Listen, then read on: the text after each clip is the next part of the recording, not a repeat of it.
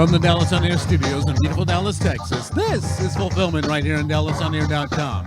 And now here's your host, the Mega Bomber, DJ Dunn. All right, welcome everyone. We are here. We are back, and we're ready to do yet another episode. You know what we do here at fulFILMment, and if you don't know what we do, well, then let me go ahead and walk it down for you. So if you've ever gone to movies, and after the movie, you sat in the parking lot when everybody else was leaving to discuss the script, the cinematography, or the actors, and all this other stuff, when everybody else is gone, then this is the show for you, because you are, my friend, someone who likes to be fulfilled. And so we like movies that are super fulfilling, so we talk about that here. So today we're looking at, this is episode 11 of season 4, believe it or not. And today we're going to talk about enjoyable movie soundtracks, and not to be confused with scores, soundtracks today. And to help me get through that, let me introduce the cast of characters who are with me today. We do have a special guest with us today. His name is Christopher Moore, and he's also known as the Maestro. Chris? Thank you for having me on. Very happy to be here and to talk about one of my favorite subjects, because I've grown up with soundtracks for a great deal of my life, actually. Yeah, it's in fact, most people have their own theme music when they walk into places now. Maybe you can't hear it, and I can't hear it, but they can hear it when they walk into a place. We also have with us today that trusty sidekick, front kick, co-host, and everything else, and the guy that controls the camera and can turn off my mic anytime he wants to. It's Kazak. Greetings and salutations, campers. Welcome to DallasOnAir.com. Excellent. So here's what we're going to do today. If you're new to the channel, go ahead and subscribe, comment, like, and all that good stuff. But what we usually do is we start with our first segment, and that first segment is called Just Seen It. And with Just Seen It, what we're doing is we're letting you know what we've just seen. So then you get a good chance of what our taste is like here by just the different folks here. And there's that wiki for the Just Seen It. So let's just start with the guests, because we want to be good people and we want to host you well. So Chris, what have you seen here lately? Oh, thank you so much. Well, I mean, it's Stranger Things. I'm wearing the T-shirt, and no, I'm not getting a kickback from Netflix or anything like that at all. It's really just We're open to sponsorship. I hope they're listening, and I hope they give you some. But I'm just wearing a black T-shirt because I have a dad bod, and black is slimming. But there you go. The 4th season, part 1 dropped. It's like 7 episodes. Every episode, I swear to God, was 70 minutes or more. Wow. Yeah, but you don't feel like it's that long every episode, because it's that intriguing this season. Plus, they're trying to wrap up a lot of questions that were coming out of previous seasons. Hey, Chris, do me a favor. Reach under and grab another mic, because I'm having a little trouble picking up on that one. Sorry about that. Technical difficulties. This is live radio. That's right. How are we doing with this one now? Is that better? Yeah. See, I feel like I just pulled off a magic trick, and I know that, aim this away so we don't get feedback of any kind. Oh, Good. But anyway, as I was saying, yeah, every episode was 70 minutes or more, and they're trying to wrap up questions from previous seasons, plus they're introducing new questions. And people are going through some serious emotional stuff. There's a really universal theme of bullying that 11 goes through as one of the characters. For those not familiar, 11... Wait, she's still 11? She's not 12 or 13 yet? Well, she is a teenager. We do see her in that space. And it played by Millie Bobby Brown, who, Yep. All these kids, we've seen them grow up in this series. So it's interesting to see them that way. Apparently, there's going to be a 5th season after this. And I'm like, they're taking care of so much detail in this that I'm like, how can you keep this going? Wait, I thought 4 was supposed to be the last one. So was I, because the part 2 has got like only 2 episodes, and both of them are like movie length. We're talking like greater than 90 minutes. The last one alone is supposed to be over 2.5 hours. Okay. Yeah. And my thought process is the Duffer Brothers probably have their plan, and it's going to be great. The 5th will probably be the last, but if they wanted to make this the last season, not having seen the second part, which is supposed to drop on July 1st, I have no idea which way this is going to go. But they still managed to keep that show intriguing and keep drawing you in. And just looking at it from a business perspective for Netflix, not to throw them under the bus or anything, but they reported some difficult numbers for their business in Q1. And Stranger Things was probably one of the strongest, outside of Obi-Wan Kenobi, the strongest streaming series numbers for viewership that they've had in quite a while, like super strong. That's pretty much the only reason I'm keeping it. Yeah, exactly. Wow. So Netflix is probably built on at least 3 series: Stranger Things, Squid Game. And if I had to guess another one, it would like one of the, Seinfeld reruns? well, I mean, hell, I mean, No, it was the Office reruns. Is that what well, it was? Yeah. and their stand-up, Netflix stand-up, because apparently, Oh, they've got their Netflix is a joke, yeah. Yeah, the Netflix is a joke channel, and they've got a lot of good, strong stand-up shows on there. But, it's one of those things where what happens when the 5th season of Stranger Things is done and they've moved on, what happens next? So that's going to be an interesting thing. Give it another, I don't know, 2 years to see what the future of Netflix is like, although they're really trying to stack the deck with their movies. Yeah. No, So. that makes sense. Hey, Kazak, what have you seen, bro? All right. So I don't just watch horror. Thank you very much. No, He just watches horror. Man, just kidding. It's all right. It's all right. It's all right. It's my cue. It's my cue. It's my cue. It's all Japanese splatter. Okay. Wow. All right. So I actually went in for Disney Plus's Obi-Wan Kenobi series, starring Ewan McGregor. All right. Let me call up the graphic here just so I can get that on screen. There you are. So, yeah, it's basically been okay. I mean, it's Star Wars, so it's hard to go wrong with, it being Star Wars. That's fantastic. Ewan McGregor's been fun. A lot of folks have been, there's a lot of toxic fandom around this series, again, for inane reasons. But I mean, you have the series focuses around Obi-Wan Kenobi at this point trying to rescue a very young Princess Leia from kidnappers. So you have a young actress. You also have basically them trying to tie up some loose ends in between episodes 3 and 4. Which is not a bad thing. Okay. Again, you're getting a fine performance from Ewan McGregor. You're getting some fairly decent action. You are getting to see Hayden Christensen underneath the Vader mask, even though it is James Earl Jones's voice. You're getting basically a young Vader. You're getting an aged Obi-Wan Kenobi. You're also getting kind of a shakedown of what the Empire truly is. It's been interesting. I can't say it's been a great series, but it's been at least okay. It's a stopgap, and it's fine. Yeah. It's fine for what it is. Yeah. I've dug watching. And I mean, I know Chris too. Chris is a huge Disney Plus and Star Wars fan. I know you've gotten in on this too.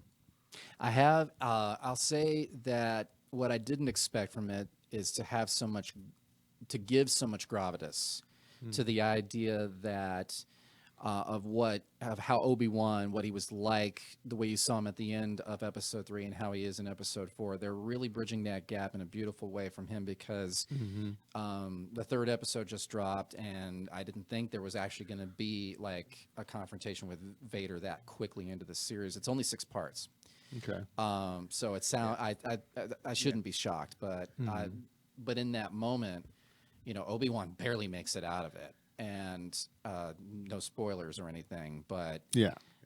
The idea that how Obi-Wan handled that and how he's sort of facing some PTSD from the situation. PTSD of having rusty skills that he hasn't deployed as a Jedi because he's been hiding them, etc.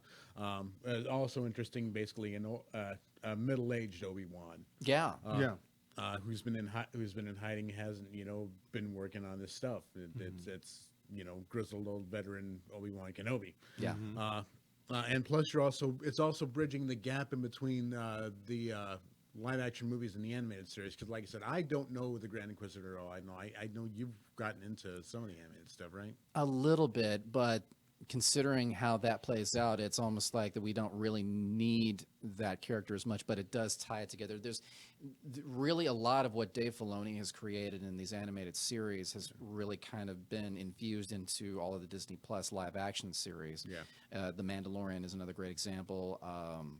The Book of Boba Fett did that to a certain degree as well. Yeah, it's bridging all the universes and trying to tie them up nicely. I don't think for me it's not a bad thing. Yeah. It's good connective tissue. Right. It gives me enough to where like I said, I'm probably not going to go back and watch the animated series, but I'm at least intrigued in the characters. Yeah. And that's really, I think, more of the important thing.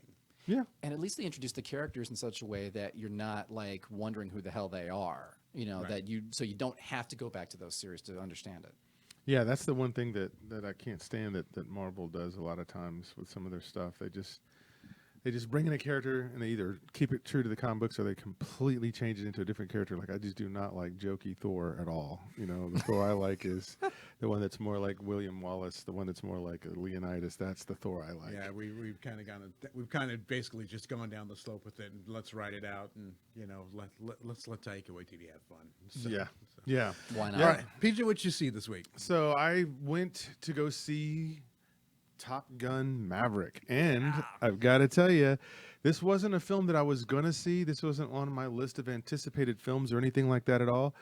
But I got to tell you, this movie, and scoot up at home, this is a movie, you don't walk to the theater, you run to the theater to go see this movie. This is exactly what a summer blockbuster film should be about. It should have ridiculous action. It'll have a couple of homages because it's another version in that same story. It's got the humor that you'd expect to see, and you want that in the summertime. You want to have some movies that are light. When you got other crazy stuff going on in the world, you need some stuff that can be fun. This world that's captured here is spectacular. I will say that when I walked out of the film, I actually enjoyed this, and I actually think, and I can defend it, that this movie is better than the original. I just do, because of the crafting of how they did. And of course, technology has gotten better since then. So that's one thing you have to throw in there.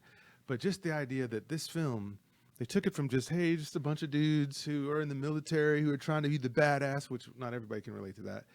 But it turns into, okay, but now you're in a dogfight. And what's going to happen? And how do you get out of there? And how do you train the people who are already the best at the best? Like, what does the instructor need to be if he's already got the best of the best in his squadron who still don't have the experience that he has? And so that tension was done well. And then the cinematography in terms of just these ships and the angles that they were coming at and the things that they were doing, it's miles ahead of the original. Now, again, we know the technology was what it was at that time, but I like the fact that they didn't say, well, let's just keep homaging everything. Force Awakens. They didn't homage every freaking scene to go, hey, remember this? Hey, remember when Maverick said this to Goose? Hey, remember when Goose did this? They didn't do all of that. They made it make sense to say, well, here's Maverick. He's the dude now. He's the dude that's got to train other people. And how do you do that when you're just a naturally talented person? Doesn't mean you're a great teacher and that you're going to be great. So he's got to wrestle with that and some other stuff that I can't tell you because you need to see the movie. But this film was extremely satisfying from the first minute to the end. I'm trying to think of what kind of critiques I had, and I really did. And again, this isn't a movie I was going to go see this year. I was going to see The Northman and The Batman. Those were the two that I had on my mindset. This one was just something I had to see because my mom wanted to go see it. And I said, yeah, Mom, I'll go with you. I'm a film guy. Why wouldn't I go? Right. And I got to tell you, Chris, it was fantastic. I had a great time. For me, Top Gun has a special place in my heart. When the first one opened, or when it was at its, explosive introduction to pop culture, as we now know it. I was living on an Air Force base. My dad was in the Air Force, literally in Hawaii, where we lived near flight lines and stuff like that. So after Top Gun opened, every kid I knew wanted to either be Tom Cruise, an aeronautical engineer, or a naval aviator. Me, I wanted to be a filmmaker and still do. And because my dad brought it home on VHS Hi-Fi with a Bose 4-to-1 surround system, and when those afterburners kick in and Kenny Loggins' Danger Zone is playing, it's like, you have called and I have answered. I want to make this. So, and what's funny is they give you some of that, homage in the beginning. The title sequences are the only homage you really get. Yeah. The rest is interwoven with the rest of the story. And I'll counter with you on the humor because I don't think its humor had the same swagger as 1986, which for its time was kind of cringy and over the top for people and looking at it from today's lens. But but what I will say about that is that it doesn't need to be because we're looking at Maverick as he is now. It's 30 years later. The swagger isn't the important part. It goes deeper you get a sense of this in the first film, but it goes deeper in this film to give you a sense of the reality of what people in the military have to face. Yes. Especially in a real combat-rich situation. Yeah, and that's what I'm saying. So it's like we've been talking about this on previous shows, Zach. We've been sitting here going, gosh, these movies are just so predictable and boring, and the humor, everybody's meta. Everybody's funny in the shows and movies. And now, Zach, I know you haven't seen this yet, but I got to tell you, I was surprised. Top Gun wasn't one of the movies I was talking about earlier this year. This is definitely one that's not on my radar either because I just don't care. I mean, Top Gun: Fly Me to Xenu is just not it's just not something I'm interested in. Yeah. I mean, like I said, I went and I saw the 10 minutes of previews on IMAX, and it looked impressive. It's one that I'm probably going to miss just because, like I said, this is not necessarily for me. Yes. I mean, I get the big summer movie thing, but like I said, this is one that I'm probably going to miss, or at least wait for it to come out on cable because it's just so much gung ho in it, or so much gung ho in the original that I'm carrying a lot of that with me. And it's just there's just so many jokes and things like that. I can't get around it. Right. Well, here's the surprising thing about that, because if you wait to watch it on TV, it's not going to. No, you're not going to get the majesty of all the that, flight sequences and the sound and all that. I get that. This is one that's just going to miss me just because it's not my thing. Yeah, no, but I get it.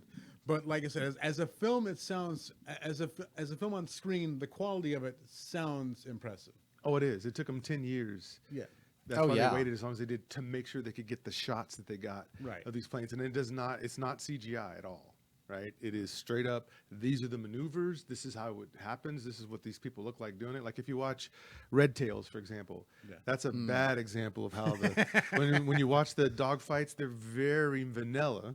Right? Well, compared to this one, to this one, because I mean I've watched them both, and when I watched Red Tails, I was like, okay, that's fine, but those kind of planes don't move like the way these planes can move for obvious reasons. So you could do more with it. I would say it from that perspective, it was okay, but Red Tails didn't make me go. I like the story of Red Tails better. Well, the Tuskegee Airmen. I mean, there was an HBO movie before it that I think was actually slightly better than Red Tails in terms of telling that particular story. But speaking of that, they actually had to train their actors to be cinematographers to set off to activate the cameras that were in the cockpit, which were specially designed to sit in the cockpit. Because in the first film, to your point earlier, I mean, they had rear projection technology filming them against, it's almost the same way as you film interiors for cars and people driving, which is, you got a projection behind you and you're so focused on the actors, you defocus the lens so that the background doesn't look so much like a projection. And they did the same thing for the cockpits, and they, for its time, the cinematography alone for the jets that Jeffrey Kimball, cinematographer extraordinaire, did for that film was great. But what was done in this film is really such a spectacular way of handling it, and kudos to Joseph Kosinski's direction of keeping all that straight.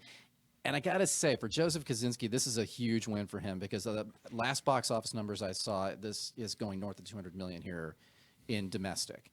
And for him and his career, and I mean, the direction of the film is really, really solid. I'll close out that point, but this is a man who got handed two franchises, Tron and Top Gun, for which sequels would have been largely like, maybe not, because it took years before either of them happened. And he ran with them. I would argue that Tron Legacy, from at least a visual standpoint, and same with Top Gun Maverick, this is a guy who understands visual fabric extraordinarily well and how to keep it going to a logical or semi-logical conclusion, because there's going to be challenges in films, no matter what. I mean, you could make the almost perfect movie, and somebody will still find a mistake. Oh, for sure. And that's why I think with us here at fulFILMment, we're looking at, how did the movie make you feel at the end of the day? When you walked out of the theater, were you angry? Were you mad? Were you excited? Did the movie do exactly what it was supposed to do? And I think that kind of trumps the perfect crafting, because even with my beloved Star Wars, I can show you that there's some mistakes. Oh God, in A New Hope, and I love the original trilogy. I don't care about the rest of them, but I love the original trilogy because I was a kid and there's all that nostalgia and all that stuff going on. So, but with that, just so you know, Zach, if someone ever puts a gun to your head and makes you go see this film, you won't be like, please pull the trigger. You will be like, oh, wait a minute. Thank you for catching I me. probably won't be disappointed if I go to see it, but like I said, it's not one I'm going to pay those premium movie prices for just because. Matinee, brother. Go to the matinee. This Yeah. is Go to the $5 Tuesday night or something like that, you know. pretty much. But you won't come out of it a Scientological convert. You know, No. you know, Thank you. yeah, not Thanks, Xenu. Okay. no offense to Scientologists anywhere. I don't want the write-up report on me that They're I know not can watching happen. this You know, Yeah, they're not. thank you, Leia Remini, for going clear. You know, Well, let's dive into it. We need to get into the topics of the day. We have two. So the main reason why we would have Chris in here is because he is someone who does know something about these soundtracks. And so that is what we're going to talk about. So let's look at what we're going to do is we're going to talk about our favorite, and you could say greatest, you could say best, you could say whatever adjective you want to put in front of that, movie soundtracks. And there's many ways you can look at this. So we know that soundtracks can help push a movie. Like that's what they did with Guardians of the Galaxy. They just did that whole thing of let's just push the movie with just this soundtrack. And then of course we can talk later about the difference between soundtracks and a score. Right? yeah, sure. But with this, what we'll do is we're going to tell you our top three. We're just going to take one and go around the room. And so as you're doing this, go ahead, write yours down. What would be your top three soundtracks when you think about all the movies in Everland that you've seen that you still remember to this day? And so we're going to always kick it off with our guest. And so, Chris, give us one of yours. Oh, thank you. God, I have so much to say about this. What's brilliant about soundtracks in general, just taking away whether it's songs or score, is just one thing. As soon as you said walking out of the theater what you thought of a film, there's an old adage that says that if you walked out of a film and you say, I really like the music, that means the film is generally bad. Which is interesting because one of the first soundtracks that I talk about is from a composer who wrote great music for really bad movies at some point, and that's not the entirety of his career. But Sherman set the Wayback Machine to 1980, and 6 months prior to my, or actually more like 8 months prior to my birthday, Star Trek: The Motion Picture had opened in theaters, December 1979. And my first soundtrack, the first record I can remember buying on vinyl that wasn't like a kid's record or something like that. And yes, I go back that far, which is kind of, I'm feeling my age at that moment.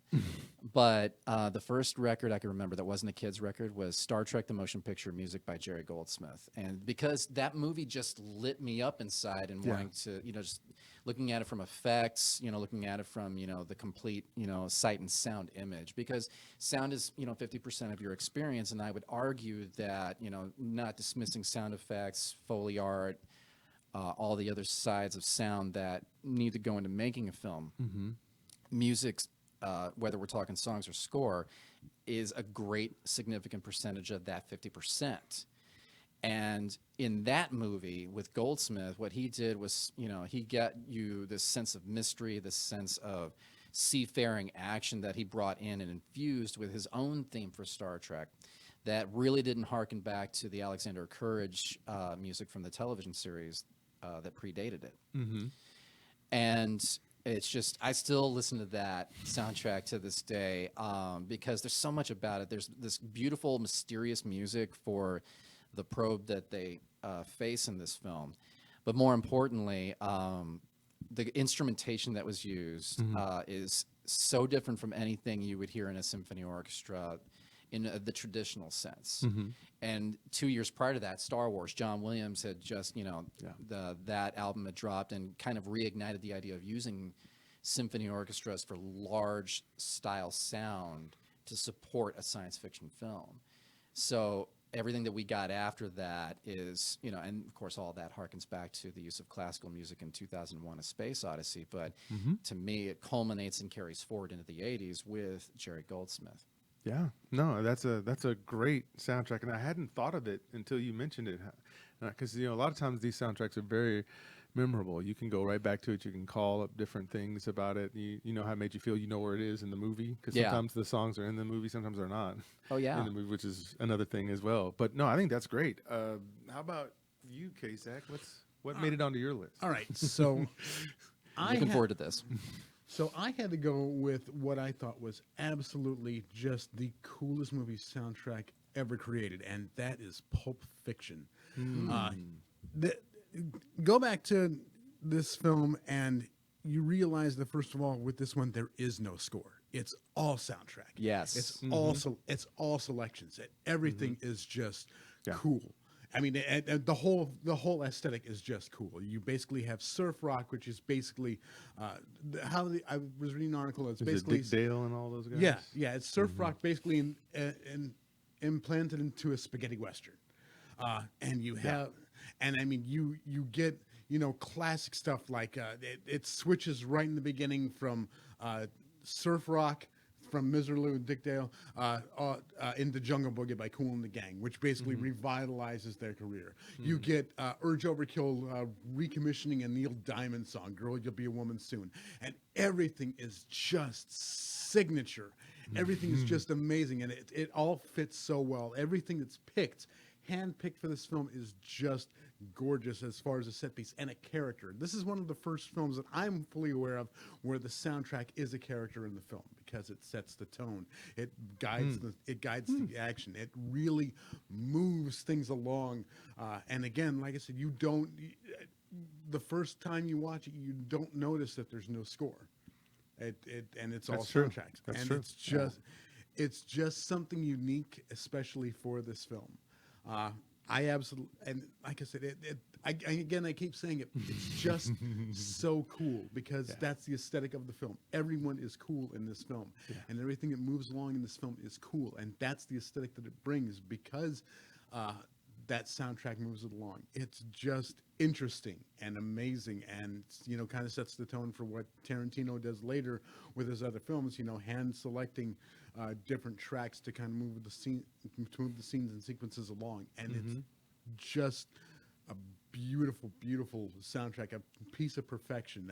If you pick up the album, of course, you get the snippets of dialogue and things like that. It's just boss, man. Yeah. Well, and Tarantino's the king of the needle drop album, right? Exactly. Because every one of his, Right. even Once Upon a Time in Hollywood, even you can love it or hate it as a film, imperfect as it may be, it's not like Django Unchained or The Hateful Eight, where the needle drop is built on actually previous movie scores in many ways. But Pulp Fiction, I mean, your comment about Urge Overkill's "Girl, You'll Be a Woman Soon," it's used to greatest effect because if you think about where that song is in the film and what happens to Uma Thurman, it's actually used as a foreshadowing device. Yeah, or being able to kind of shift the tone entirely, like when Bruce Willis is singing along to "Counting Flowers on the Wall" and then Statler Brothers, smacks right into Ving Rhames.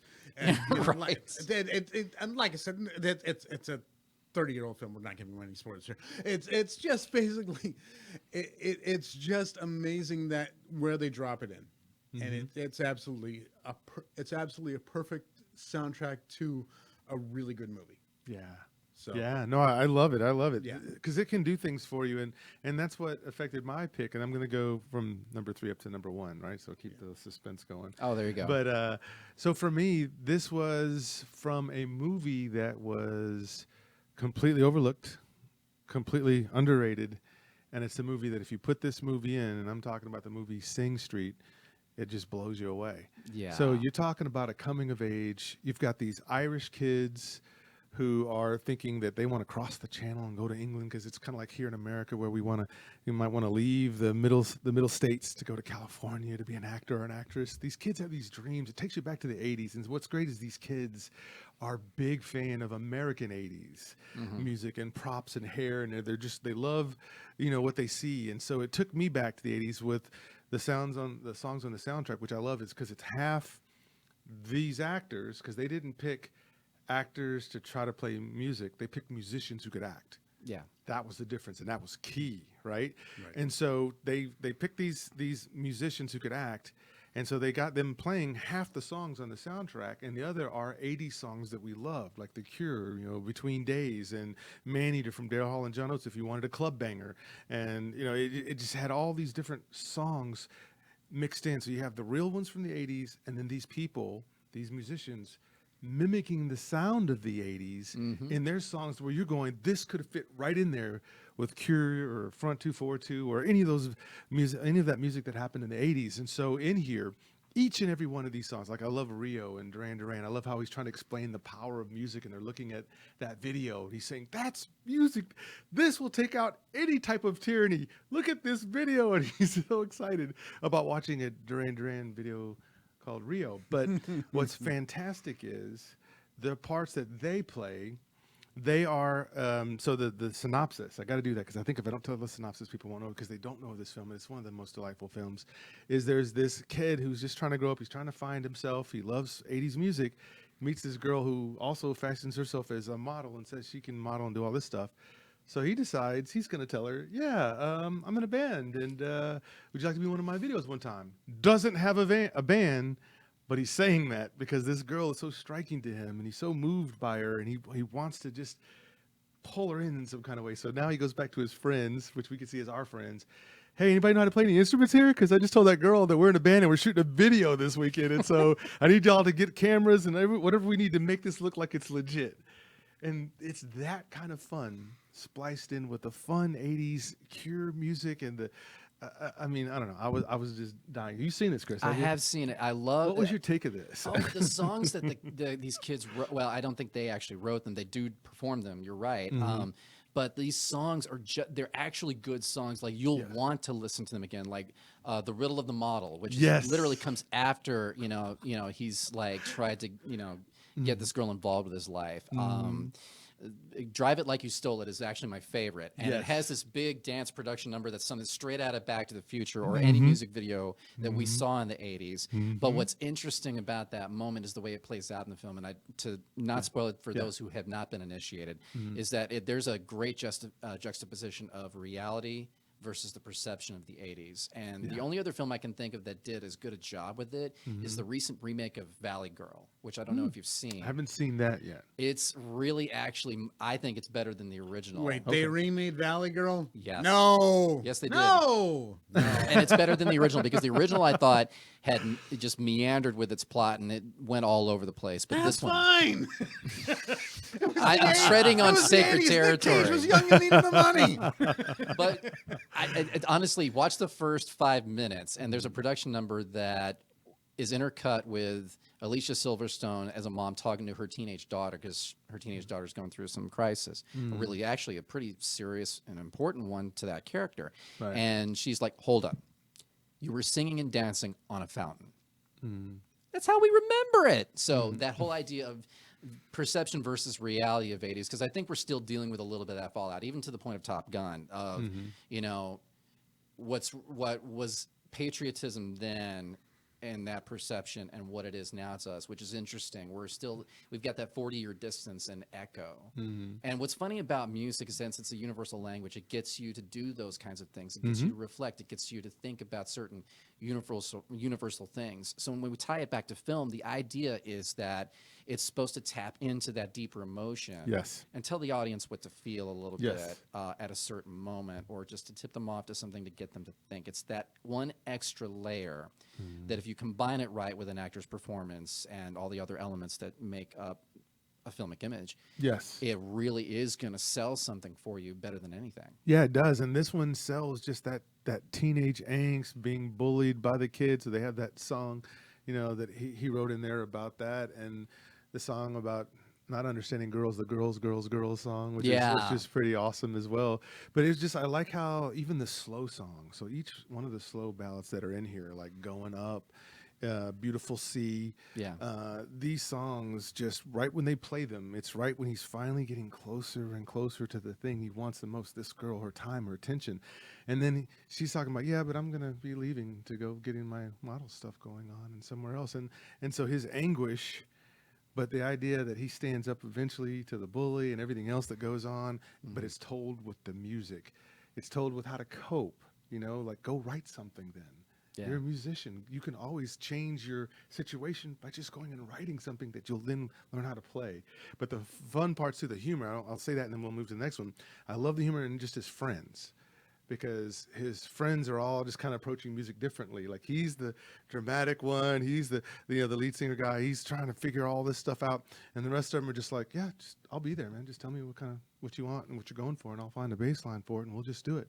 Typical musicians. Typical musicians. Yeah. And watching them come up with this stuff and play. Which is amazing given their age, but it just tells you that a musician can be a musician no matter what age. Yes, and that's spectacular. Chris, what's another one for you? Okay, we were mentioning it earlier. I don't know that there's anything that I could say any more about this soundtrack than any other, but Star Wars, John Williams. I'm talking 1977. I mean, there's a lot to the idea. I mean, most of what I lived through is more score than song albums, although I love me some song albums too. But Star Wars was coming in at a time, in 1977 when we were coming off of like the end of the Vietnam War, a real serious cynicism because of how the civil rights movement was moving out, the state of the me generation, the drug culture of the 70s, disco was kind of pervasive, as was the Donnie and Marie show for, what that's worth. Tying back to music again. Don't forget Hee Haw. Right.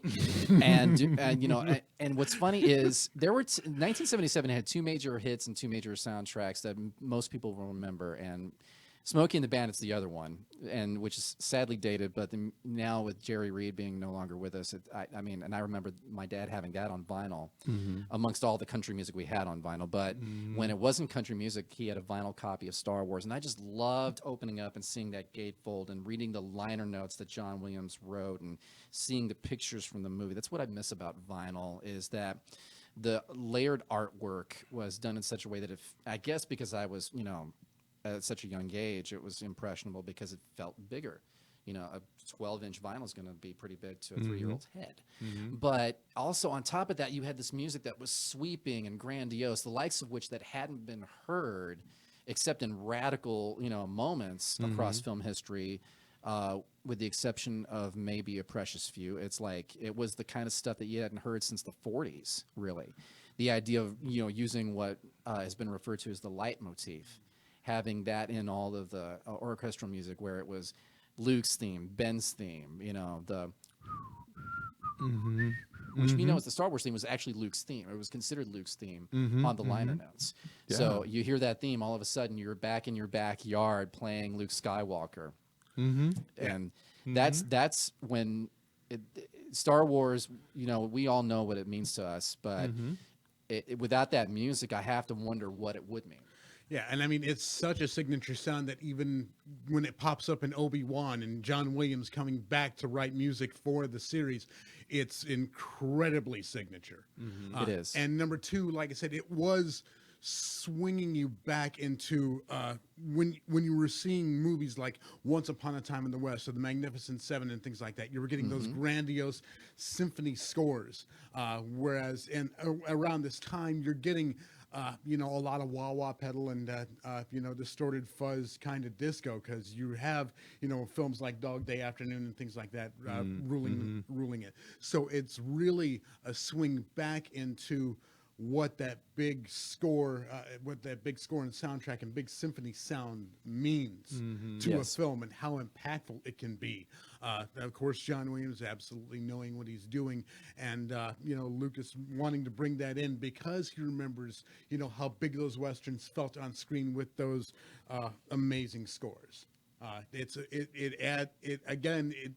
being so much of a character in to the movie, it's so impactful. Yes. Yeah, no, exactly. I mean, there isn't a person alive today that, well, I guess they could tell you, but they've watched the movies. They've watched the cartoons of this. They know Star Wars. Even if they didn't see the original in 77, they still know it. People can hum it, to your point. You can whistle it. And I still remember just scenes just right off the bat.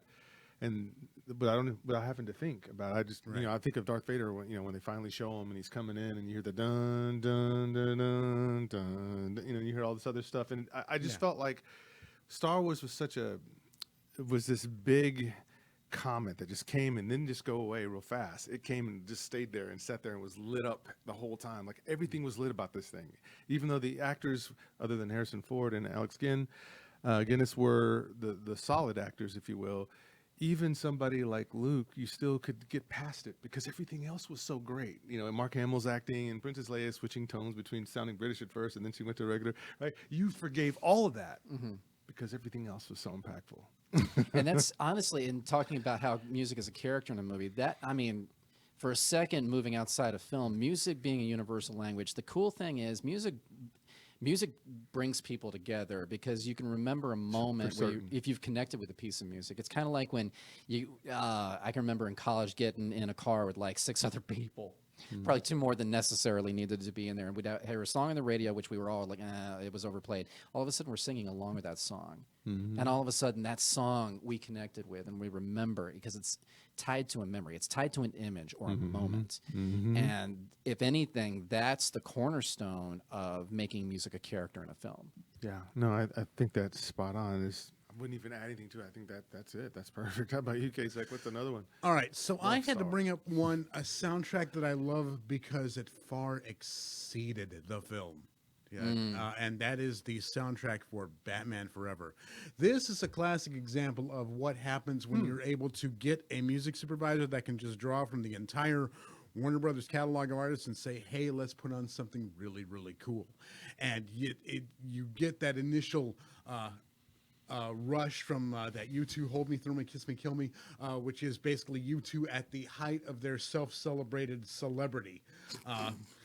You, of course, have Seal's Kiss from a Rose, which is, become basically the idea becomes the institution and the fact that it's almost a meme at this point. It's a wedding song playlist. Exactly. If you went to a high school dance, if you went to a high school dance in the 90s, you danced to this friggin' song. You went to the club, you danced to this song.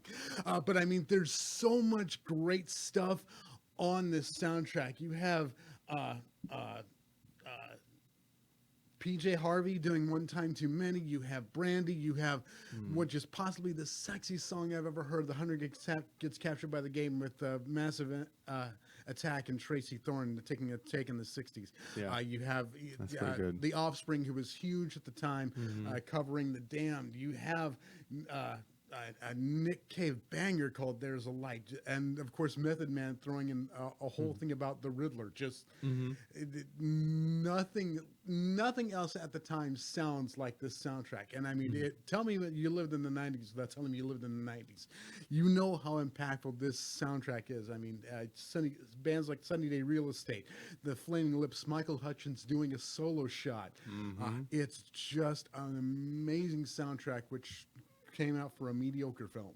And that really is a mediocre film. And the soundtrack doesn't even really fit into the film, to be really honest with you, because, again, but this film moved away from the Danny Elfman score, right? Well, Elliot Goldenthal wrote the score for that one.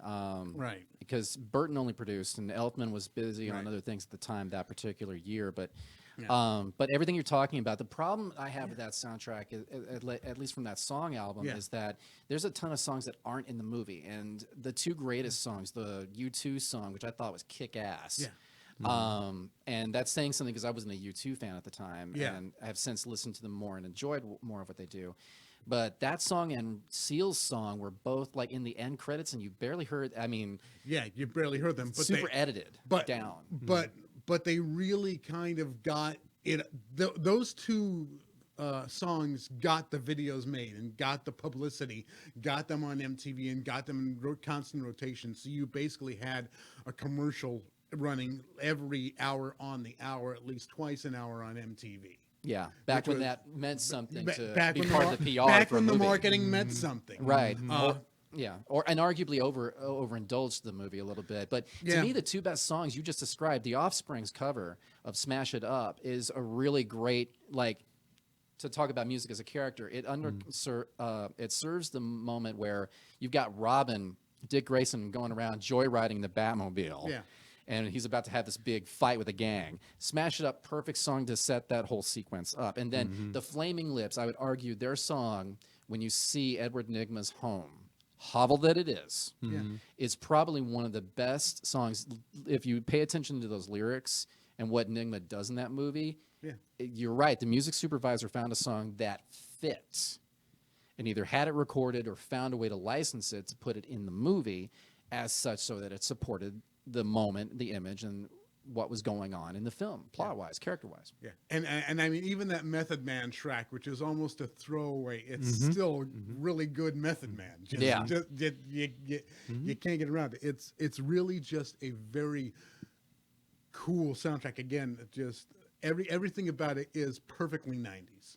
Yeah. Well, and it really kind of captures that moment in time for what Yeah. music was at the time. I think it's a great follow-on too, because everybody was like big on the song albums in the '90s, and sometimes it worked, sometimes it didn't, and I'll get to that in a little while. But The Crow, I think, really changed a lot for a lot of people in terms of thinking about Right. the music of the period and how that could be married well with a film, because almost every song on that soundtrack is in the movie. Yeah, and I mean, it kind of also throwing in one that I almost threw in here but wasn't quite there was the Fast Times at Ridgemont High soundtrack. It really kind of captures an era in the soundtracks that, you know, Fast Times at Ridgemont High is a perfect soundtrack for the 80s. This is a really perfect soundtrack for the 90s. It just really kind of a picture of what music is at the time. That's a good snapshot. And yeah. and, you know, I wouldn't necessarily call this an evergreen soundtrack, but I'd call this one that I really will kind of go back to and still listen to songs from, because there's just really good stuff on there. And again, that Massive Attack song is incredible. Yeah. Yeah. So, yeah. No, I can totally see that. So I had to go with a big banger myself. And so I went with 1984's release, Prince, you know, Yeah. Purple Rain. And Of so when you course. talk about it, Yeah. right, this is crazy, because this album, you can listen to every song all the way through. I mean, you've got Baby, I'm a Star, I Would Die for You, Purple Rain, When Doves Cry, Let's Go Crazy, Take Me With You, Darling Nikki. I think the only song I really didn't pay much attention to was Beautiful Blue. Ones and Computer Blue. Yeah. There was just 2 songs, but other than that, the rest of these are bangers. And so when you watch the movie, you're going, okay, Prince, really? Is he going to really be able to act? And the truth is, he doesn't do the best, but he isn't distracting at all. But these songs, every last one of these songs that he wrote and has in this album, they all make sense for where they're used and plugged in at in the movie. So I always think about the one that makes everybody cry, Purple Rain itself. When Yeah. he's at the very, very end, and he wants to write this song, he wants to play this song, but everybody else is thinking, man, that's too slow. This is a club. We want to be jacked up. We want to hear something like Let's Go Crazy. We want everybody to get into it, right? And you want to slow everything down with a song called Purple Rain is very sad and melodramatic when everybody's trying to get up and get hyped. And so that performance carries it. And then because that performance is also used as the video for the song, but if you see the movie, it makes the video expanded even more. Or if you watch the video, by the time you watch the movie, you go, I didn't realize it was that great. And look how did they decide what to cut out to put in the video, since the videos are shorter than the movies, when that whole scene, like just them cutting to the crowd, and the crowd looks rambunctious. Everybody looks totally 80s. They got the earrings and all the kind of crazy hair and the slants hair and styles and stuff, you know, and they're all just flabbergasted as he's doing this very slow, melodramatic song about, well, what the hell's Purple Rain anyway? And you see the club owner who didn't want him to do the song, and now he's eventually starting to get kind of teared up as he's watching him play, and then that solo that he does. Yes. Oh man. my gosh! And so every time I put this, I can listen to this all the way through, and then it makes me want to watch the movie. Chris, your thoughts? Oh my God! I was actually watching Purple Rain for the first time in years a couple of weeks ago, because it was finally available on HBO Max to watch. Okay. Again. And because it's funny, there was that holy trinity in the '80s of Michael Jackson, Madonna, and Prince. And I mean, the follow-ons are like, and I'm a Def Leppard fan, and they just had an album drop, so I'm always going to go with my Leopard there. But Right. But Prince, I find that he's undeniable. Eric Clapton once said, "There's no middle road with him. You either love him or you hate him." It's true. And honestly, I think for all the things that I may have, opinions about, the man is a musical genius. And Purple Rain is everything in that movie leads up to that cathartic moment. Yes. And it's built upon, and Purple Rain, this is one of those moments where you can take the music and apply it to your own life outside of the movie. And really any music you could do that, although the filmmakers intend for you to have it married with that image and not separate it. But there's occasions when you'll find a person can do that, and Purple Rain is one of those perfect moments because it is a catharsis for that character. And I don't care who you are, you listen to that song, it's one of those that it's not about. It's about getting beyond yourself, Yes. checking your ego at the door of some great thing and some change. It's in the lyrics right there, and so Prince grows. His character grows in that moment in the movie, and I think that's why so many people really latch on to Purple Rain, whether they love or hate Prince. You cannot deny what that song and that moment in the movie does. Yes, and when you think about how big it is for club bangers, because remember the Time's also in it, and everybody, the people love Morris Day when he came out with Jungle Love and all the different dances and this stuff, and then he was used as a great foil, but also comedic foil, which was awesome to see his talents, because I did not expect Morris Day to be funny. But he was a lot funnier than I thought, and it wasn't a forced fun. It wasn't like, oh, there's a camera on me, let me do something so I can stand up to Prince's character because he's going to get all the love in this film. And he kind of, in some scenes, still the way him and Jerome just crack me up the way they play off each other. I was like, no, I'm done. But again, to that point, this was so great in that when you think about this is Prince. This is a guy who he's not Jimi Hendrix, but hence the purple, though, is still there because he's influenced by that's why he's a guitar player. But so he's not Jimi Hendrix, but he's also not Rick James. And then he's got this androgynous part to him. Then he's a musical genius. Then he's very small in stature. You notice it right off the bat. And so with all that going on, record companies were like, how do we market this guy? Like, how do you market him? He's not Jimi Hendrix, and I don't see a lot of... So I remember when he opened for the Rolling Stones, and he got booed and thrown off the stage, and people said, what's he doing up here, and all this stuff, and boy, were they wrong about that. And then you see Prince, just like this movie, eventually he catches his vibe and figures out, what is that vibe? Because I'm not Rick James, and I'm not Jimi Hendrix, but who am I? And it's like, well, you're influenced by all of these different things, and when you put it all together... That's everybody else trying to figure out, who am I? How do I put all these things, all these inputs and influences together to figure out who I am? Same thing that Kravitz went through. Yeah. Lenny Kravitz went through the same thing. Who am I? He could do rock all day long, but who are you though, Lenny? You don't have to sound like AC/DC or any of the other groups. What are you adding to it? Not just who you love. And it took him a while. And after about the third or fourth album, he started to hit that groove. And I think here we get to watch it. And with Prince, it's crazy. I've been to one concert. I'll say it fast. I've been to one concert back at that time, and it was his. And when I went there, it was amazing because he played every instrument on the stage. He sent Sheila E. off because she was there as a special guest, and he got back there and he started playing the drums. Yep. And then he got on the timbales and he started doing all that. And then he went over to the piano, played part of a song on the piano, and he wanted us to sing the song he was playing. He was doing a melody of all of his songs, but on a different instrument. Which is brilliant. I mean, he's a multi-instrumentalist, and one could say he's overcompensating for that stature with just a grandiose character, but he also knew what he was doing, and he knew what he wanted, which you have to really marvel at, because if you don't know what you want, you're really going to confuse everyone else. True, right? And I think it really speaks to Prince as a producer. With the impact of the film, because everything is so well put together with the music. You can overlook a fairly mediocre melodramatic movie when you have such incredible production in the music. Yeah. Only once, though, if you notice, in terms of Prince's film track record, because Under the Cherry Moon, just saying. Yeah, that was pretty tough. And I will argue that it is a piece of product for consumers to take home. Purple Rain is an imperfect soundtrack because it doesn't have the Morris Day songs on it, nor the Apollonia 6 song. Yeah. They're on separate releases. Yes. And I didn't know that at the time as a kid. So, it's got all these other songs. And there are ones I skipped. Like when Doves Cry was like overplayed to me. I'm sorry, I can't stand that video, and I can't stand that song, even though it's in an important moment in the movie because he's questioning who he is. Yes. But I'm sorry, I love Jungle Love, and I finally got a live version of it when Jay and Silent Bob Strike Back, which I'm proud to say I own that song album. And that's a great moment in that movie. It's just fun. I mean, that's fan service, but it's fun. Okay, Zach? All right, so... No, yes, I'm sorry. It's Chris. Oh, on our third one, yeah. Okay, so I got to go with my guy, Hans Zimmer, who is now a two-time Academy Award winner. But he didn't do this score alone. Batman Begins, which he co-wrote with James Newton Howard. So it's really two powerhouse composers who are... I think James Newton Howard is really an underrated score composer. But chances are, if you've seen a movie, you've heard his score. Like The most recent thing would be The Secrets of Dumbledore, Jungle Cruise. The Fugitive is one of his best scores. But with Batman Begins, it's a complete marriage of both of their sounds.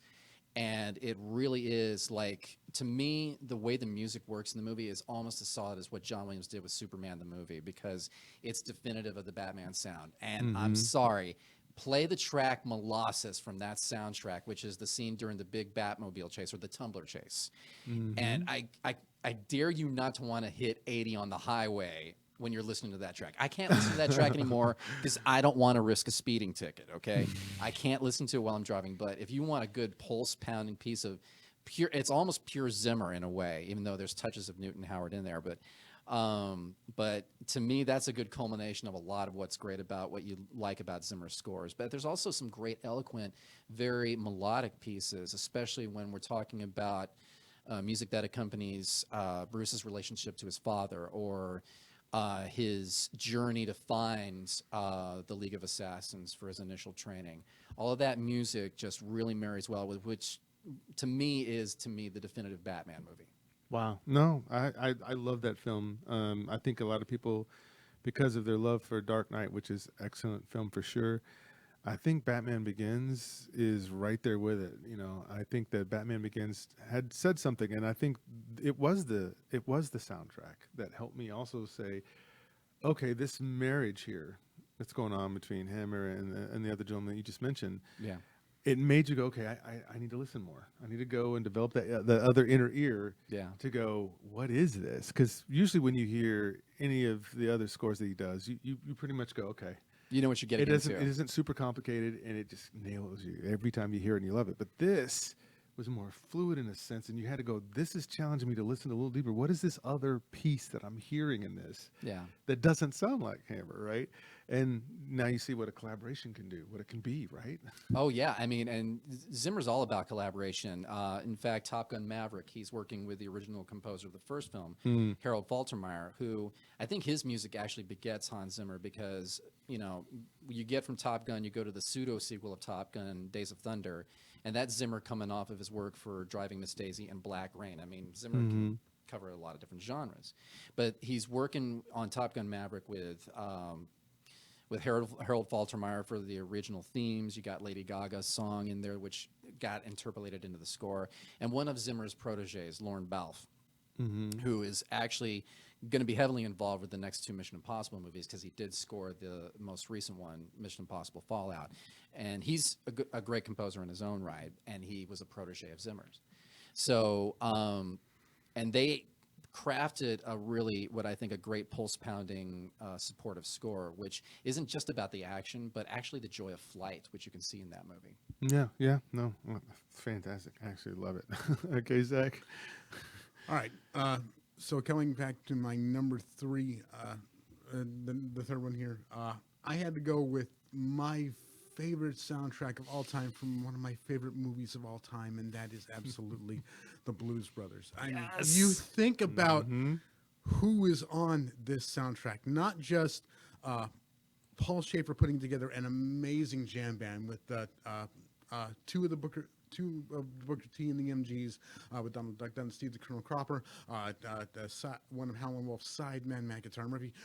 You also get some of the greatest soul singers of all time, Ray Charles, Cab Calloway, Aretha Franklin, and James Brown, who they got for a song because no one was listening to them at the time. When this film comes out, it's all disco, and this revives blues music in the 80s. Dan Aykroyd absolutely picking, not only just great songs to cover, putting together one of the greatest cover bands of all time, but also you just get such wonderful moving songs that keep in this live action Bugs Bunny cartoon chasing action.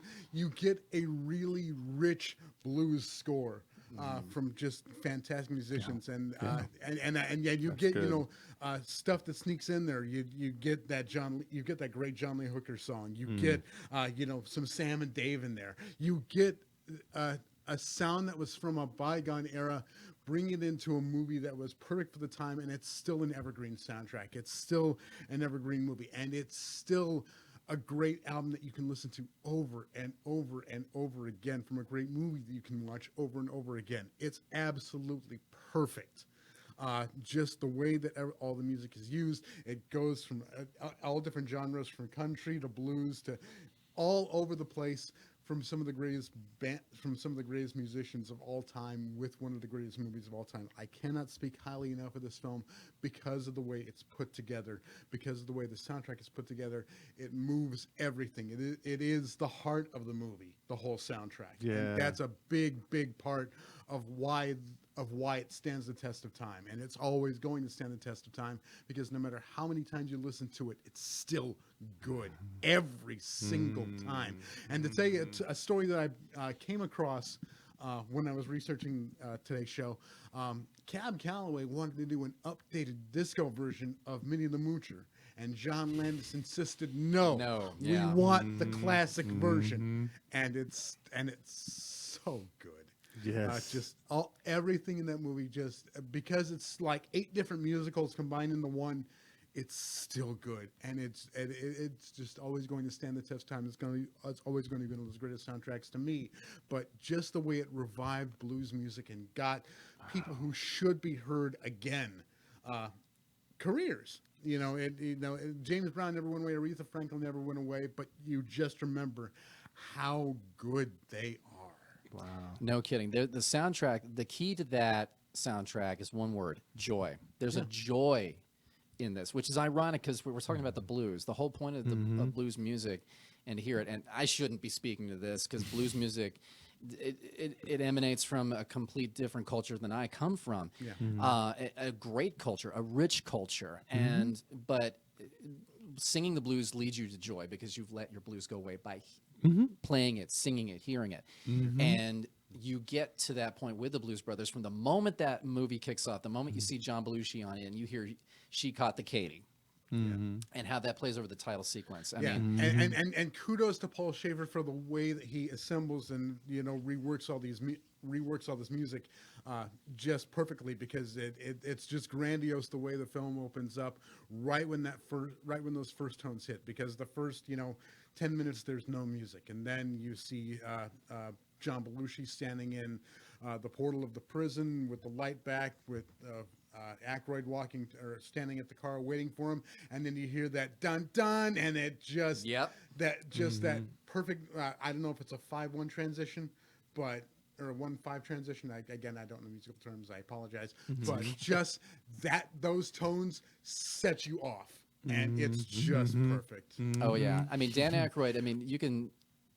His association of music is pretty significant anyway, because he was playing music with Belushi. Those characters came from the Saturday Night Live sketch, right? Right. They were created basically. John Belushi was doing the Killer Bee sketch, and they wanted to bring Aykroyd in to cover just really great music, and they just started as people being on Saturday Night Live and developing it into a 300-page script, which got whittled down into what you see on screen with the movie. Oh yeah, and Dan Aykroyd. I mean.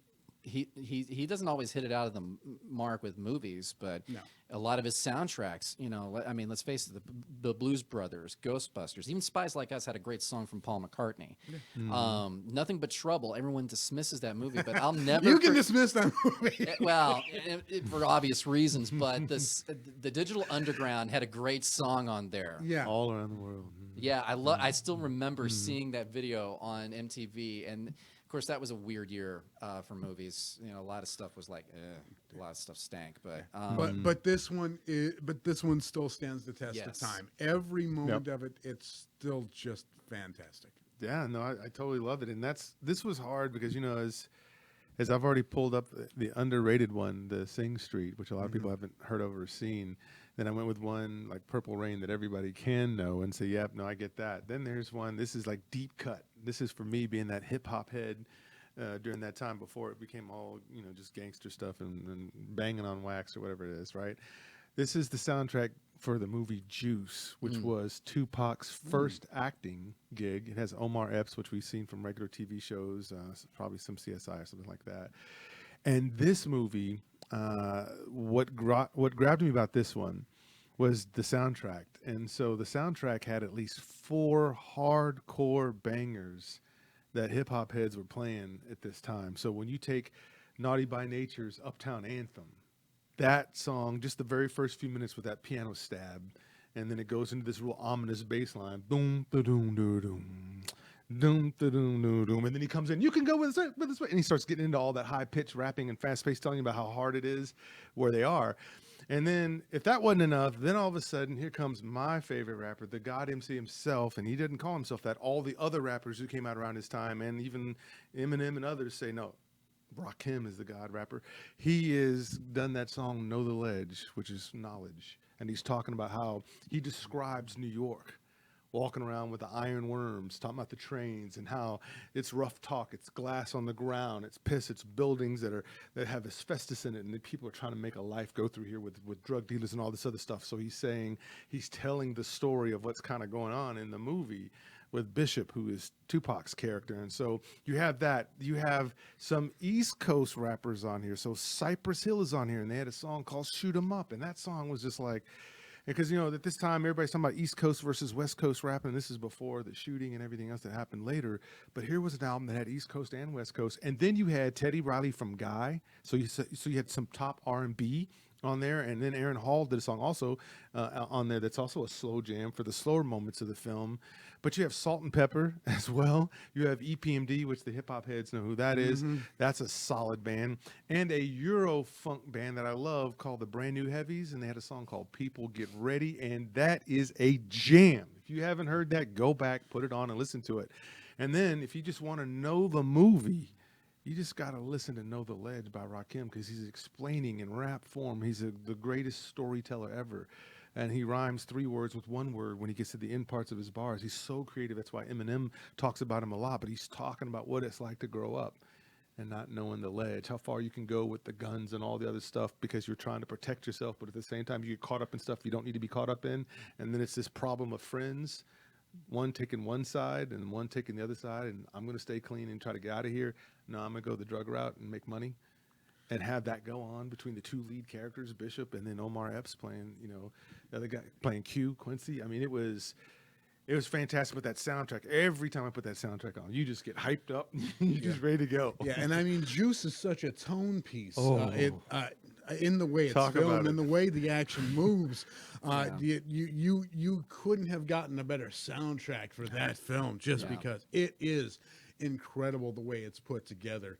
Like I said, you did every single track on there is something new, it's something interesting, and something pulling from that world of hip hop. And again, like I said, you have a very hip hop centered story. Yes.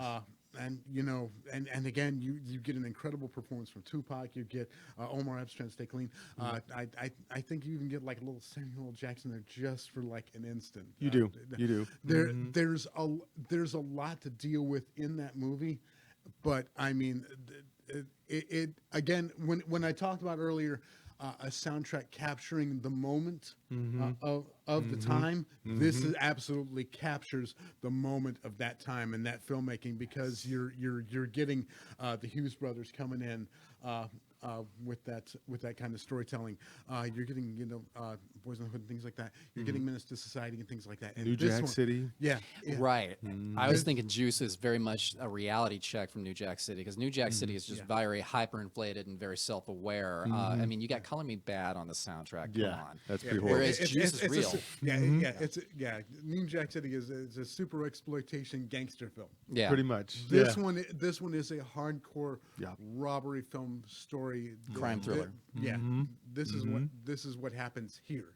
Yeah, and it also showed us something about movie posters, because most people didn't know this about this, but there was that whole thing with the brouhaha with the movie poster, because if you notice on the movie poster where they have Tupac at the very, very front and the rest of the actors kind of behind him, what he has is a gun in his hand, but the movie house and all those involved with that, the suits and ties, said, no, you can't put a black man on the cover with gun on there. That's wrong, even though you had Rambo with guns and everything. Right. But he couldn't, so they airbrushed it out. So if you ever look at the poster, if you were one of the ones, the lucky people got the original poster that had the gun before they then made that change, the one that you'll always see is the one where it's airbrushed out and it just looks like he's holding on to his hoodie for some reason. I know, and what's interesting about that poster, and just in a piece of marketing, because I don't like it when they release a soundtrack and don't have the marketing image that's on the movie poster, because it's like, how are you supposed to harken it back? Sometimes it works, sometimes it doesn't. That's a whole other end for the ancillary market piece of it. But Juice, you remember that poster because Juice is in red, where the rest of the poster's got this stark teal and black kind of almost black and white imagery, and that marries well with the film because it's a stark reality. And I mean, the Hughes brothers are really solid for that kind of thing. From Hell, there are other great movie that I don't know where these guys are now and if they're still making movies. They should, because From Hell is a really, really gripping thriller, and so was Juice. Yeah, no, this was the movie. This is a movie I can watch again and again, and definitely when it comes to the soundtrack, I'm going to listen to it over and over. So, with that, ladies and gentlemen, let me just tell you, if we're going to talk about that, we've also got to tell you about the films that should have never been made, the soundtracks that should have never been made, and perhaps the films probably shouldn't either fit with them, right? Because if the film is crappy, then how could the soundtrack? Well, I don't know. We'll figure that out. But Chris, what's a soundtrack? Thank you, wiki. What's a soundtrack that when you think about it, you're so angry and you don't even want to hear the rest of them? Maybe you even hear only just the first song and you're just done with it. But what is that for you? Well, I don't like it when a soundtrack or a quote unquote soundtrack is released and none of the songs are in the movie, or maybe one or two out of the 15 that are on the album are there. Basically, it's just to serve the purpose of being a sampler for that record label's soundtrack overall, or for their like artist roster and things like that. And two of them come to mind specifically because I think it. First of all, the whole point of a soundtrack initially was for people to take home a piece of the movie with them, because there was a time, that we didn't have, a way to watch the movie after it had been in theaters, except maybe on TV. And the music that harkened back to it, everybody wanted, that sort of thing. That's why you went to the music store to buy, or the record store to buy the CD. It's why you went to get Purple Rain, because you weren't going to be able to watch the movie unless you paid cash to go watch it again. And this was a way to relive the movie.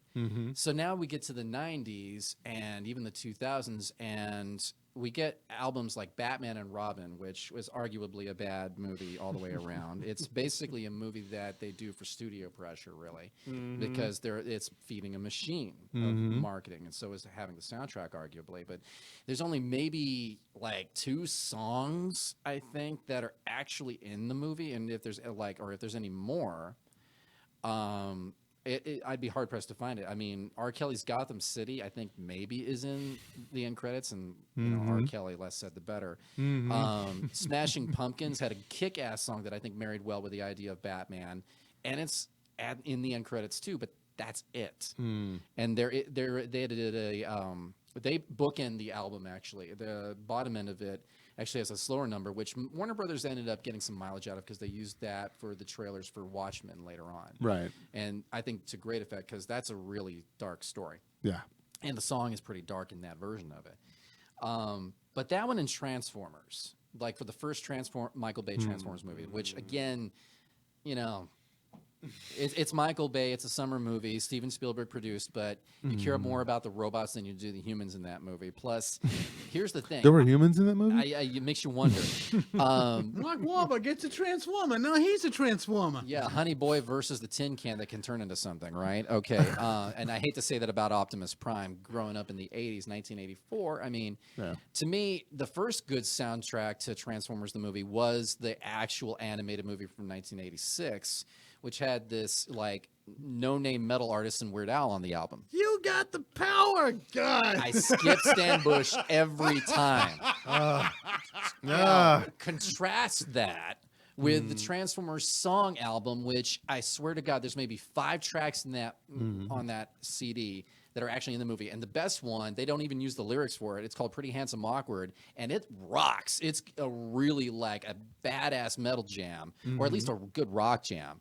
But then you get artists like him and a song called Passion's Killing Floor, which you hear, and it's it's got a low bassy voice in it, and it sounds like it's goth metal. And it talks about themes of death, and it's almost vampiric in the way that the music comes out. And I'm like, what does this have to do with Optimus Prime?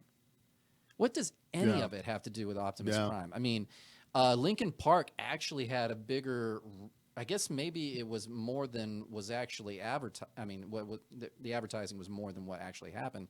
But they had a song that was in the movie, and actually, I still would argue that it has nothing to do with the movie. The lyrics of What I've Done, you know, are it's a song about regrets.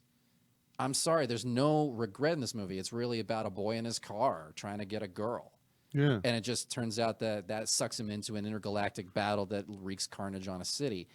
And I'm sorry, but I don't see a lot of regret going on in the movie anyway. Yeah. And Linkin Park's involvement is, I mean, other than to sell a song, to be capturing of the moment perhaps, but it's just, I think they totally missed the mark with both of those albums. Yeah, no, that sounds perfect. That's a perfect takedown of that stuff, because again, when the movie's only basically there because it's an intellectual property that people know from the 80s, that's going to be one thing. And then when you try to say, all right, how do we put music to said toy movie? And it's like, you better try, because if you don't try, it's going to be very obvious that you just didn't try. You just tried to sign some stuff for people who might have been popular at the time or whatever to try to get more attention to it, which we can understand the strategy from a marketing perspective. However, we're trying to say, how did this make us feel when we went and saw this movie? Did we feel connected at all? Did we feel like it made any sense? And the answer is, and you've said it, no. Kazak, tell us another dumpster fire of a soundtrack. Well, I've talked about why I hate this movie before on the show, and now I'm going to get into why I hate the soundtrack of this movie. And well, at least you're consistent. Right. And that is Forrest Gump. Oh. Because it's just a cliche. Everything in this movie is a cliche. It's everything I hate about American filmmaking, including the music, because everything is just connected to basically sell your mom and dad a movie ticket. It just, everything in there is just a walking cliche. Every pick for what it's worth from Buffalo Springfield to Gimme Shelter, Rolling Stone, when the girl's using the drugs, and just it's just so easy. Yeah. I mean, the music improviser just basically went to his dad and said, what did you like during this time? Okay, let's throw that in. And because they had such a big budget, it was easy enough to get rights to all these things. And it's just, there's no challenge to that. There's nothing to challenge you on the soundtrack. It's just basically identify with the movie, period, because it's the songs that every person who's ever watched a movie from these eras knows that song, and it's something you know. It's not introducing you to anything new. It's not introducing you to anything different. It's not designed to make you do anything but have member berries and go, remember that? Oh yeah, I remember that. It's just friggin' lame. It's just all of it a cliche, and I hate it, every inch of it. Because it's an album that is a Valentine to baby boomers, but it's like it opened the same summer as Pulp Fiction. So in terms of soundtracks, 1994 had some great music. Yeah, in it, it's everything that's not cool. Exactly. It's not cool. Well, and honestly, to me, some of that stuff's lost on me because it's crossing so many generations until it gets to Jackson Browne at the end for Running on Empty, which you know is kind of on the nose for what scene it's. Everything is on the nose for this film. True, except for I would counter argue the other side of it. Alan Silvestri's score is very contemplative and very tender. And that's fine for what it is, because but that's not the point. Because every part of that, because everything they use the score for plugs at the heartstrings, and everything that the soundtrack goes for plugs at your member berries. It's just so cliche. Plugs at your member berries. I'm trying.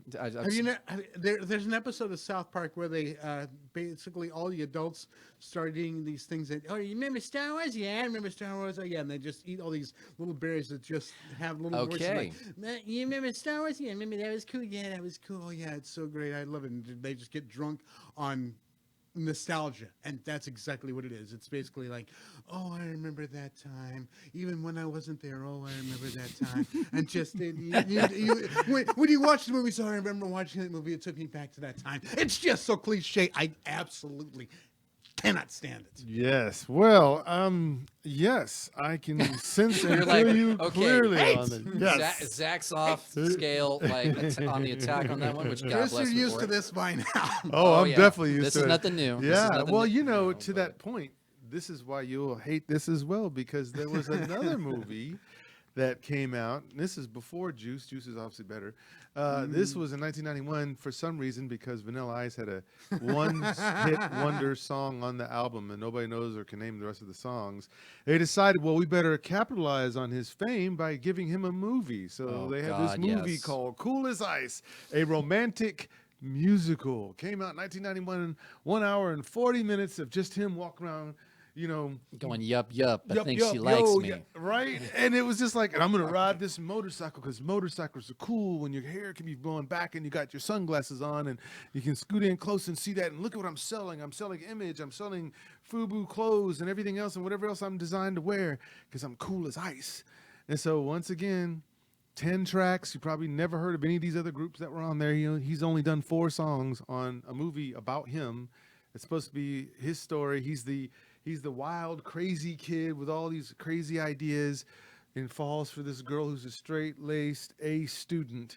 And somehow we need to watch this film, but even worse, none of these songs, I mean, most people will not know any of these songs, right? So it's like Cool as Ice was like the title track. And ask people now, they go, is that the song that goes doom, doom, doom, doom? No, that was using the Turtles. Oh, well, then I don't know any Vanilla Ice. That's what literally people can say. But there was a song called You Got the Hookup, Derek B. Yeah, who's he? You know, he did a song called Vanilla Ice did a song called The People's Choice. No one can tell you what that is. There was a song by a group called Temple. It was called Forever. It's supposed to be a slow song for the slow moments in it.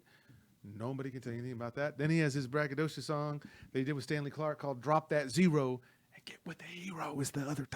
because you know that's fantastic in 1991 in terms of cool hip slang that everybody's gonna turn around and say. Gonna Catch You by Lonnie Gordon. Who Lonnie Gordon? Who Love to Love You is by the band Partners in Crime, spelled with a K with crime. Again, none of this stuff. And then his take at a slow jam, because LL Cool J did it first with I Need Love, right? Never Want to Be Without You, Vanilla Ice. And Rosala has a song called Faith. Rosala, who? Rosala? What? And this is it. They released this crap, 10 songs for this shit movie. This is absolutely the antithesis of Forrest Gump when you have a music supervisor who has go, okay, who sent me a mixtape? I'll pull off of there. We'll get you for a song. And nothing impactful. And it's honestly, it's some of the same people that were circulating around SBK Records and their roster of artists and the Teenage Mutant Ninja Turtles soundtracks. And we think of Vanilla Ice as a one-hit wonder, and then everybody remembers Ninja Rap. Not that that's a good thing. From the second Teenage Mutant Ninja Turtles movie. Yeah. And I'll be honest with you, unless you went to Kmart and spent $5 for those CDs, I don't know very many. Well, and Turtles fans, you know, I don't know that a self-respecting one would say that they own it now. If they owned it then and were a kid and didn't know any better. The self-respecting Turtles fans have it because it's Teenage Mutant Ninja Turtles, not because it was Vanilla Ice, because nobody likes it. But the fact that you basically have a 3.5 minute song where 2.5 minutes is saying "Go Ninja, go Ninja, go!" Right. That just points to the creativity. It's like the creativity of Kenny Loggins, the world's greatest poet, rhymes the chorus of the song with the title of the song. It's just fantastic. Come on. I mean, no, you're spot on with that one. Okay, all right. Now remember Kenny Loggins. There's some good stuff on the Caddyshack album. I mean Kenny Loggins is possibly the greatest voice in 80s soundtrack history, because I mean, you give him Arguably. Danger Zone, you give I'm All Right, you give Footloose, you know and Danger Zone, you know, 4 of the biggest soundtracks of the 80s he had something to do with. You can't speak to the commercialability, if that Commerciality, yeah. either way, commerciality yeah. of Kenny Loggins. But I mean, that's who you went to in the '80s when you needed a theme song that was going to be identifiable. Well, okay, he's pleasant enough, he's kind enough. I think he's Canadian. Let's give him a song, and there you go. And if you got Giorgio Moroder writing the songs, And there you go. Come on, Over the Top, Meet Me Halfway. I mean, it's a canon movie, so you have to just let it ride there. Yeah. But Cool as Ice. I mean, the biggest thing that I can say about it is that there's always going to be that like lightning rod moment where you want to do what Elvis or the Beatles did. Now, the Beatles arguably were in better movies, arguably. But Elvis made some bad movies too. But it was all for movies certain. to sell soundtracks. I mean, Viva Las Vegas. Come on. I mean, these days we look at it with a certain sense of like, oh, this is a fun, cute little thing to watch. And you just can't put Vanilla Ice in the same category of Elvis and the Beatles. That's Well, the thing. you can because No, this you is can't. a mistake. And if you want to call it the lightning rod, you wish he'd been hit by lightning. Well, my point is that Vanilla Ice is neither of those artists, but every artist, even the bad ones, if they have that moment of their 15 minutes of fame, they're going to try to put them in a movie. Oh, I know. I'm not doubting that. Yeah. We Elvis see had- it, and Elvis- here's the result of it. Exactly. It's A the rap. worst example of it, to be honest. Elvis had movies. The Beatles had movies. Hey, let's give Vanilla Ice a movie. We got $10 in a camcorder. Let's rent a bike and put him in. Which Well, would have yeah, been a it's- hell of a lot more, entertaining than Cool as Ice was. I mean, let's face it; it was trying to market to the teenagers, who were into it at the time. Well, the thing is, but for only one album, though. See, the people were into Elvis forever, and the people into the Beatles forever. How do you say I'm going to give a guy that only has one hit song, one, and it's the everybody knows it. It's the sample, right, from David Bowie and Queen, right, Under Pressure, Because they realized we got 15 minutes of fame and we need to clock this in at 14:57. right. And so Right. if this guy can only create one hit song on his album, you're going to give him a movie and then a soundtrack to have more opportunities to try to write something when he obviously couldn't. And then when he did win with that one song, because it wasn't because of him, it was because of the DJ, Dishay. I know him very well, right? We're good friends. And it was because he was the one that took that hook. If you take that hook out of that song, nobody listens to Ice Ice Baby. It just sounds like a generic rap song. But that hook, that was the DJ. And the DJ said that is one of the best, funkiest bass line that would fit in a hip-hop song.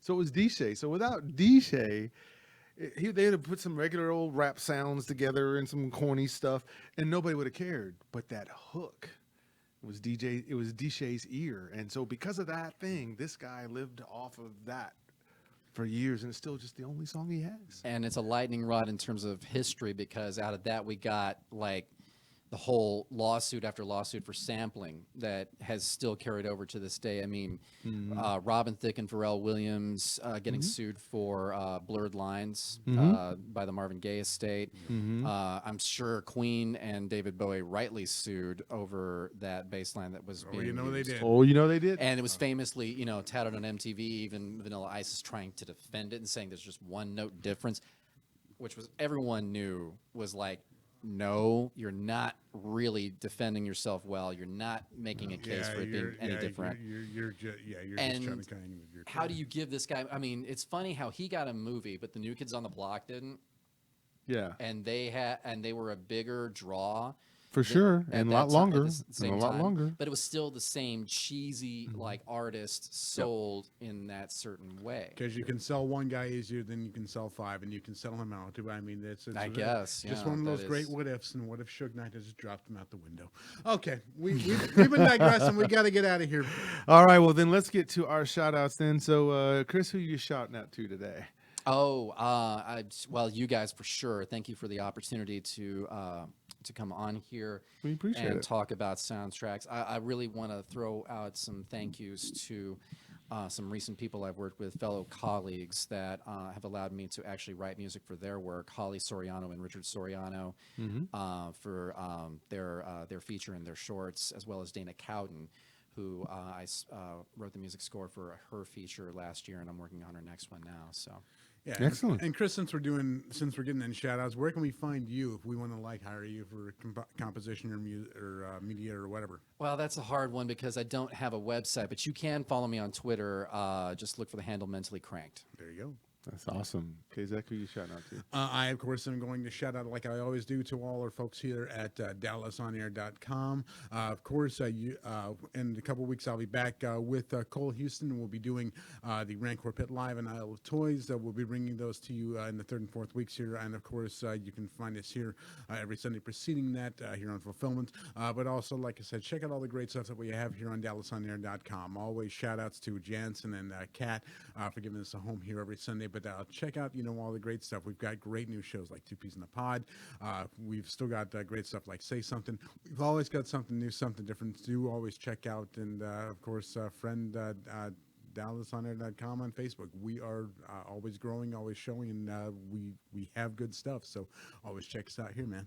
That's awesome. So I want to give the same shout outs to my good friends as well. So the Film Samurai, who I saw yesterday. So it was good to see you, Carlos. So awesome. Wanted to shout you out. Thank you for all the contributions you made getting fulFILMment off the ground just 4 years ago. How crazy is that? So Brandy and Barry, Austin, love movies. They're this husband and wife team, and they just love movies. And so they're watching. We love that. We appreciate Sean Presley, Lauren Wiedauer, Tristan Fraser, Henry Thomas, who's also a movie reviewer on YouTube like myself. Prim, also a YouTuber who also reviews movies. Troy Ross, Daniel Mesa, Freddie, and he knows who he is.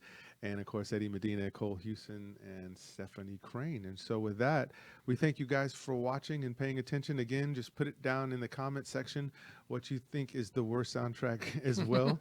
And we'll meet you in the comment section. And tell us why it's Forrest Gump. There it is. That's why it is go. Forrest Gump. Or some movie with New Kids on the Block in it, because they were real great artists. Get out of here, man. We're out of here. Peace.